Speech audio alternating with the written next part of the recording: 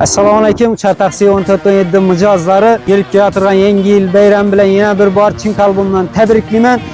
Bu ko'rib turgan qarbobolangiz Xudo xolasa Tuproqqala tumanida, ya'ni o'zimizni Drujba parkimizda Chartaxi 1417 tomonidan yo'naltirilyapti.